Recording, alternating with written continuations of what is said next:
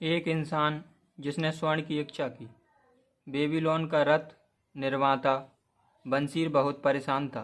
अपनी संपत्ति के चारों ओर बनी निचली दीवार पर बैठकर वह अपने घर और अपने वर्कशॉप की ओर देख रहा था, जिसमें एक संपूर्ण रथ तैयार खड़ा था।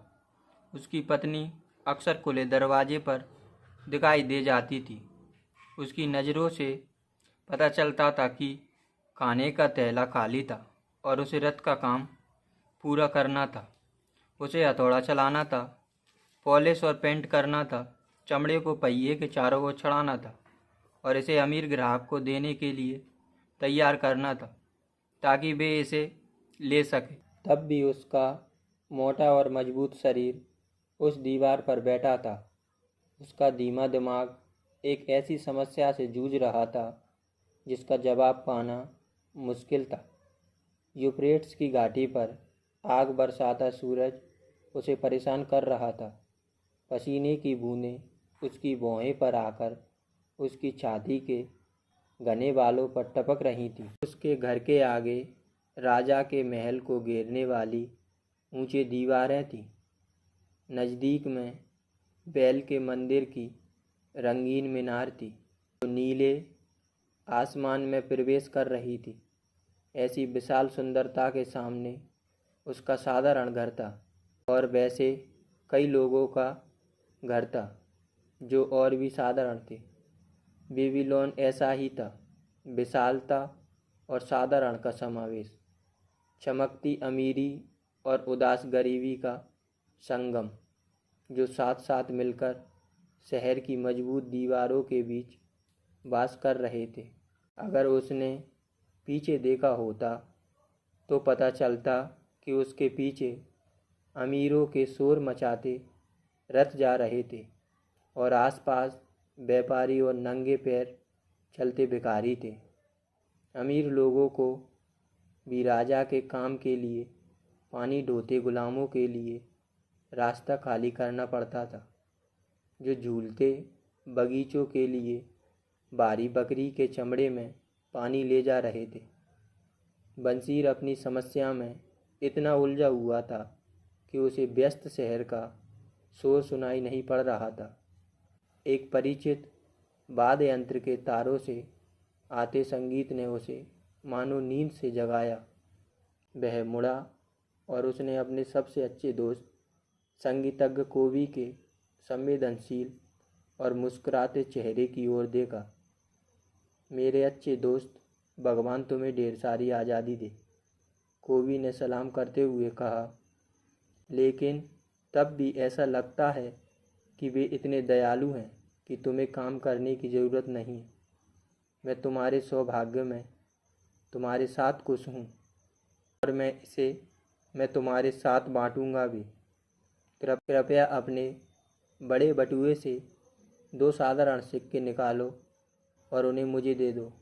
जब तक रात में सज्जन पुरुष के यहाँ भोज समाप्त न हो जाए तुम उन्हें खोओगे नहीं, क्योंकि वे तुम तक वापस आ जाएंगे। अगर मेरे पास 2 सिक्के होते, बंसीर ने दुख से कहा, तो मैं उन्हें किसी को भी नहीं देता, तुम्हें भी नहीं मेरे प्यारे दोस्त, क्योंकि वे मेरी पूरी संपत्ति होते। कोई भी इंसान अपनी पूरी संपत्ति किसी को नहीं देता, अपने सबसे अच्छे दोस्त को भी नहीं। क्या? कोवी ने आश्चर्य से कहा। तुम्हारे पर्स में एक सिक्का भी नहीं है, फिर भी तुम दीवार पर मूर्ति की तरह बैठे हो। तुम रथ का काम पूरा क्यों नहीं करते? अपनी भूख तुम कैसे मिटा पाओगे? यह तुम्हारे जैसा बर्ताव नहीं है दोस्त। तुम्हारी अंतहीन ऊर्जा कहाँ है? क्या तुम्हें कोई चीज़ परेशान कर रही है? क्या भगवान ने तुम्हारे लिए समस्या खड़ी की है? भगवान की दी हुई दिक्कत ही होनी चाहिए, बंसीर ने स्वीकार किया। यह एक सपने से शुरू हुआ, एक ऐसे बेमतलब के सपने से जिसमें मैंने सोचा कि मैं एक पैसे वाला आदमी हूँ। मेरे बेल्ट से भारी बटुआ लटका हुआ है जिसमें सिक्के भरे हुए हैं। उसमें सिक्के थे जिन्हें मैं भिखारियों को उधारी से दे रहा था। उसमें चांदी के सिक्के थे जिनसे मैंने अपनी पत्नी और अपने लिए मनचाही चीज़ें खरीद रहा था। उसमें सोने के सिक्के थे जो मुझे सुरक्षित भविष्य का एहसास देते थे और चांदी को खर्च करने की हिम्मत देते थे। संतुष्टि का एक एहसास मेरे अंदर था। तुम मुझे एक मेहनतकश दोस्त के रूप में नहीं जानते होते, ना ही मेरी पत्नी मुझे ऐसा जानती। अगर उसका चेहरा झुर्रियों से आज़ाद और खुशी से चमक रहा होता, वह फिर से अपने नए विवाहित जीवन की मुस्कुराती लड़की होती। सच में एक सुंदर सपना था, कोवी ने कहा, लेकिन ऐसे खुशनुमा एहसासों ने तुम्हें दीवार पर बैठी उदास मूर्ति के रूप में कैसे बदल दिया? सच में क्यों? क्योंकि जब मैं उठा और मैंने देखा कि मेरा पर्स कितना खाली है, विद्रोह की एक भावना मेरे शरीर में दौड़ गई। इस बारे में बात करते हैं क्योंकि जैसा जहाजी कहते हैं, हम दोनों एक ही नाव में सवार हैं। छोटी उम्र में हम पुजारियों के पास ज्ञान पाने गए। बड़े होने पर भी हम अच्छे दोस्त बने रहे। हम अपनी तरह के संतुष्ट लोग रहे। हमें लंबे समय तक काम करके और अपनी आमदनी खर्च करके खुशी मिली है।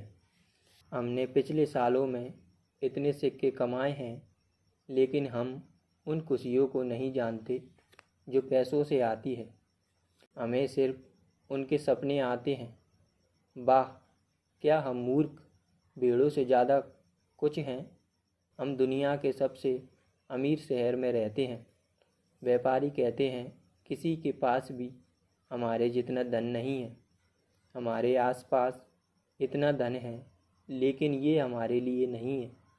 आधी जिंदगी के श्रम के बाद भी मेरे अच्छे दोस्त, तुम्हारे पास एक खाली बटुआ है और तुमने मुझसे कहा, कृपया अपने बड़े बटुए से 2 साधारण सिक्के निकालो और उन्हें मुझे दे डालो, जब तक रात में सज्जन पुरुष के यहाँ भोज समाप्त न हो जाए।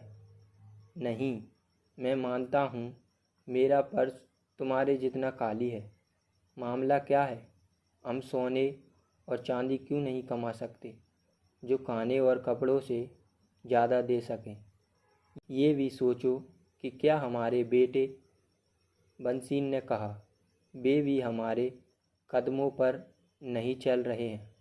क्या उन्हें और उनके परिवार को और उनके बेटों और उनके परिवारों को पूरी ज़िंदगी इसी तरह बकरी के दूध और दलिया पर बितानी होगी, भले ही उनके चारों और सोने के खजाने भरे हों? बंसीर, हमारी दोस्ती के इतने सालों में कभी भी तुमने ऐसी बात नहीं की। कोवी चकरा गया। इतने सालों में मैंने कभी इस तरह से नहीं सोचा।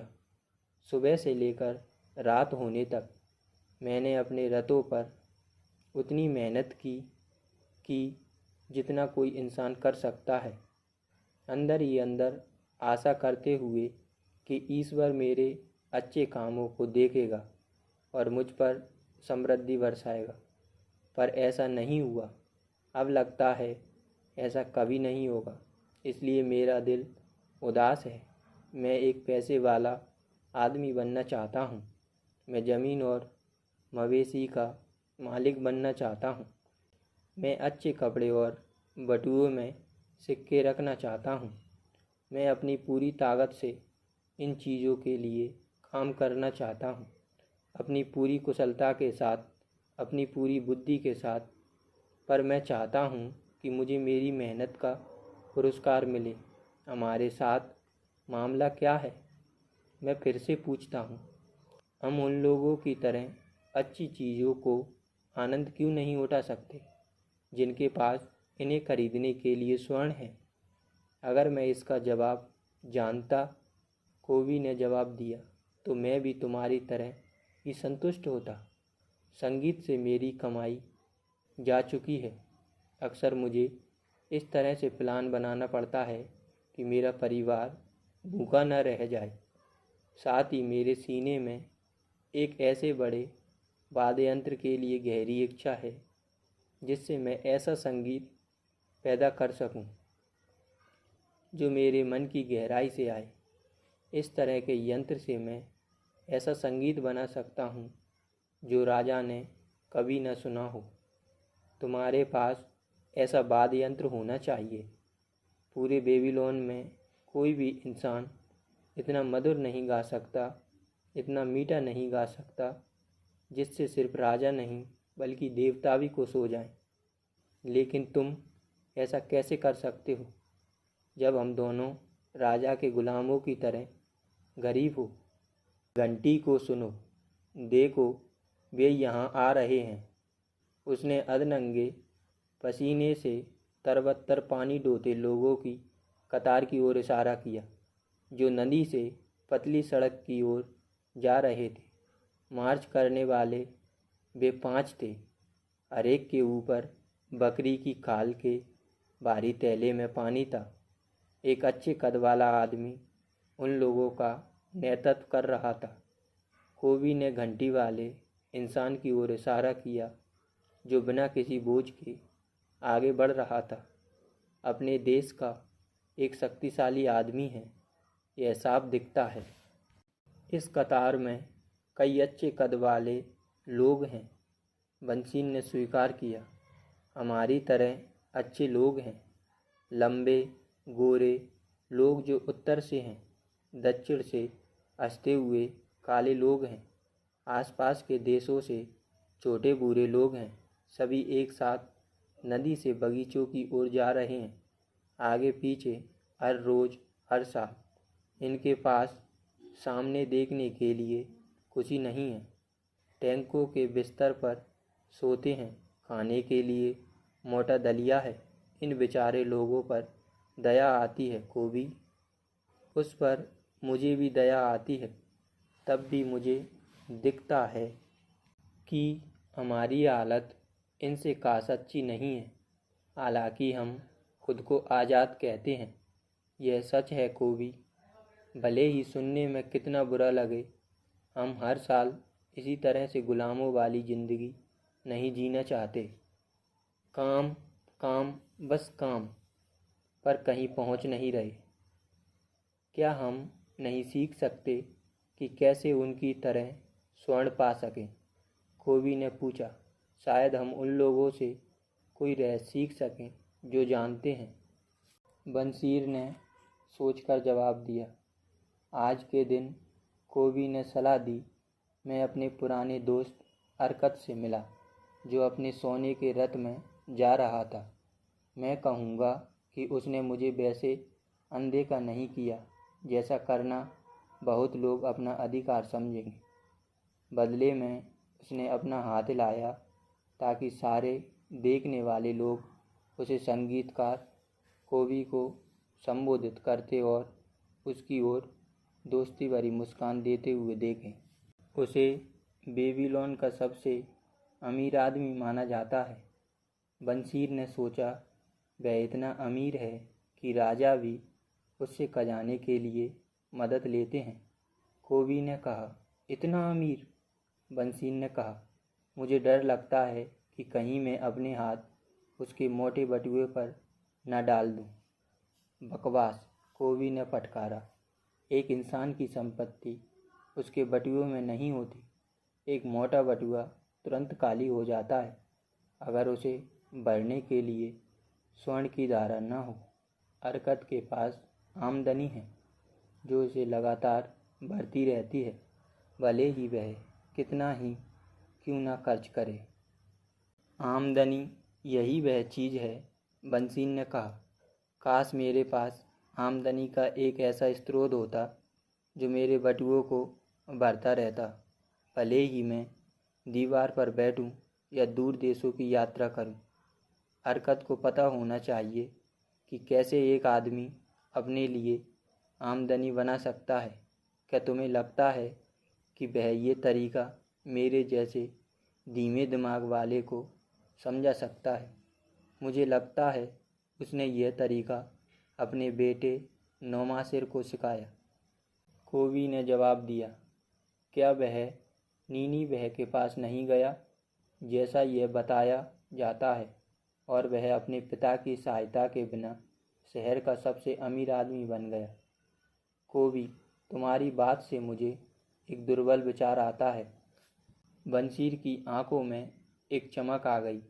एक अच्छे दोस्त से सलाह लेने में कुछ खर्च नहीं होता, और अरकत वैसा ही अच्छा दोस्त है। माना कि हमारा बटुआ एक गिद्ध के घोंसले की तरह काली है, लेकिन हमें इससे परेशान नहीं होना चाहिए। हम इस संपन्न जगह में बिना स्वर्ण के होने के कारण थक गए हैं। अब हमें पैसे वाला आदमी बनना है। आओ अरकत के पास चलते हैं और पूछते हैं कि हम भी अपने लिए कैसे कमा सकते हैं। बंसीर, तुमने सच्ची प्रेरणा से कहा है। तुम मेरे दिमाग में एक नई समझ लाए हो। तुमने मुझे एहसास दिलाया है कि हम अब तक पैसे क्यों नहीं कमा पाए। हमने कभी इसे खोजा ही नहीं। तुमने बड़े धीरज से बेबीलोन में सबसे मजबूत रथ बनाए हैं। इस लक्ष्य से तुमने सबसे बेहतर कोशिश की है, इसलिए इस काम में तुम सफल हुए। मैंने एक सफल संगीतज्ञ बनने की कोशिश की और इस कारण मैं सफल हुआ। जिन चीज़ों पर हमने कोशिश की हम उसमें सफल हुए। देवता हमें ऐसा करने देते रहे। अब अंत में हम सूरज की तरह चमकीली रोशनी देखते हैं। इसने हमें सीखने की दिशा दिखाई है ताकि हम और तरक्की कर सकें। इस नई समझ के साथ हम अपनी इच्छाओं को पूरी करने के लिए अच्छे तरीके पाएंगे। अरकत के पास आज ही जाते हैं, बंसीर ने कहा। साथ ही हम बचपन के अपने दोस्त से भी पूछेंगे जिन्होंने हमसे ज़्यादा सफलता नहीं पाई है, ताकि वे भी इस ज्ञान को पा सकें। बंसीर, तुम हमेशा अपने दोस्तों के बारे में सोचते रहे हो, इसलिए तुम्हारे इतने दोस्त हैं।